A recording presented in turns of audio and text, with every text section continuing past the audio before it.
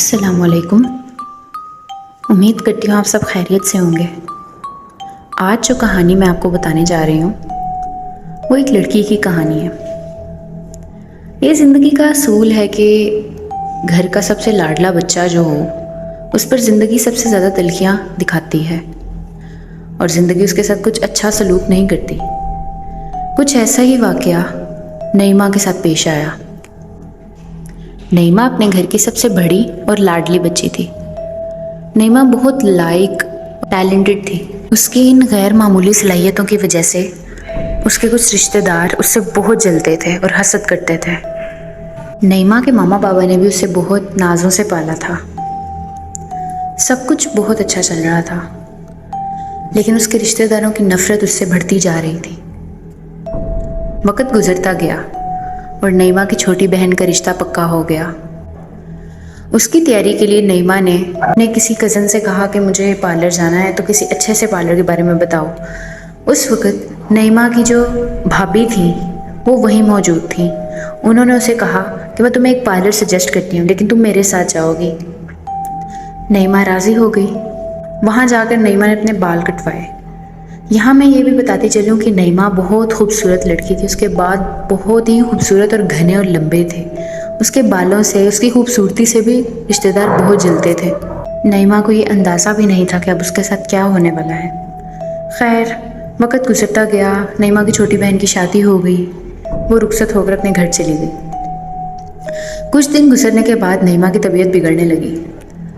کسی کو سمجھ نہیں آ رہا تھا اس کے ساتھ کیا ہو رہا ہے، کیونکہ جب میڈیکل رپورٹس کروائیں، ڈاکٹرز کو چیک کروایا، سب کچھ کلیئر اور نارمل آ رہا تھا، لیکن نعیمہ کی طبیعت تھی کہ سنبھلنے کا نام نہیں لے رہی تھی۔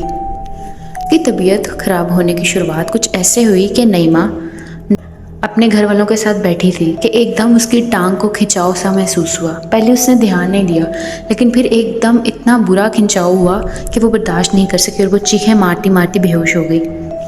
پھر کرتے کرتے اس کی طبیعت بد سے بدتر ہوتی چلی گئی۔ گھر والوں نے ہر ممکن علاج کروایا، ہر اچھے ڈاکٹر کے پاس لے کر گئے، لیکن کسی کی سمجھ میں ہی نہیں آ رہا تھا کہ نعیمہ کے ساتھ ہو کیا رہا ہے۔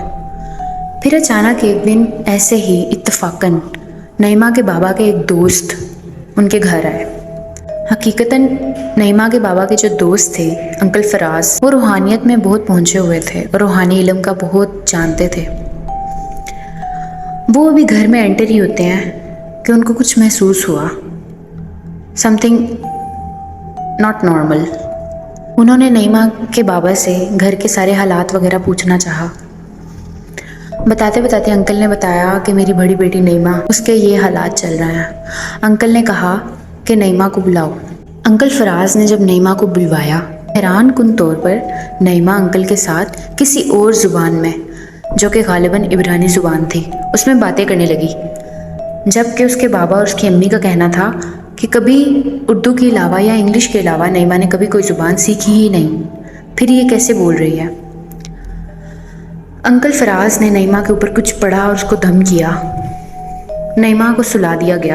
اس کے بعد انکل فراز نے جو بات ان کو بتائی وہ بہت ہی پریشان کن تھی۔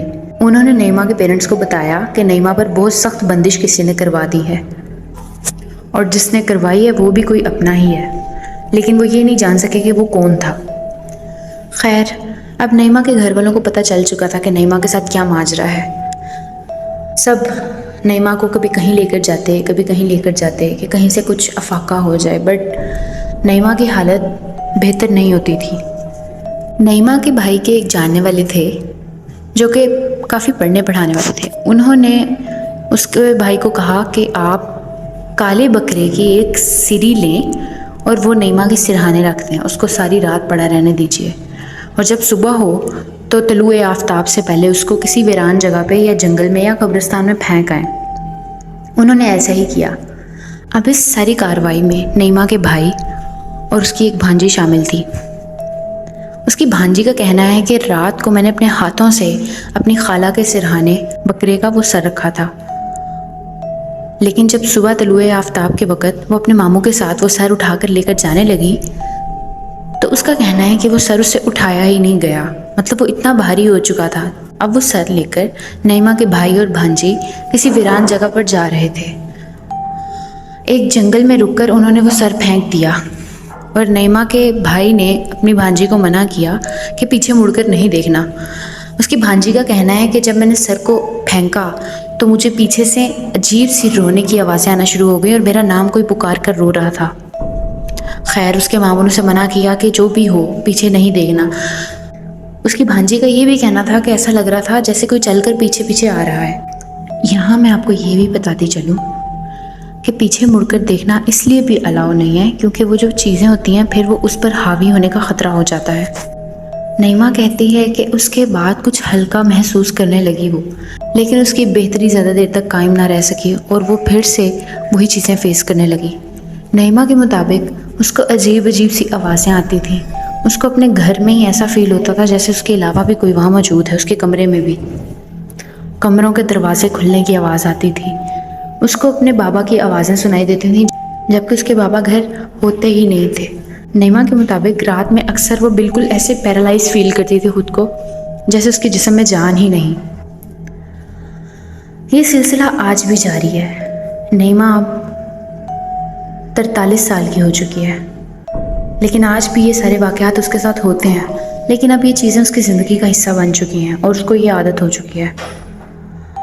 آخر پہ میں صرف یہی کہنا چاہوں گی کہ نعیمہ جس طرح سے اپنے رشتہ داروں کے حسد کا شکار ہو کر ان حالات کو پہنچی، اللہ تعالیٰ ہم سب کو حاسدین کی گندی نظر سے بچا کر رکھے، آمین۔ اگر آپ کو میری یہ ویڈیو پسند آئی ہو اسے لائک کیجئے، شیئر کیجئے اینڈ سبسکرائب کیجئے۔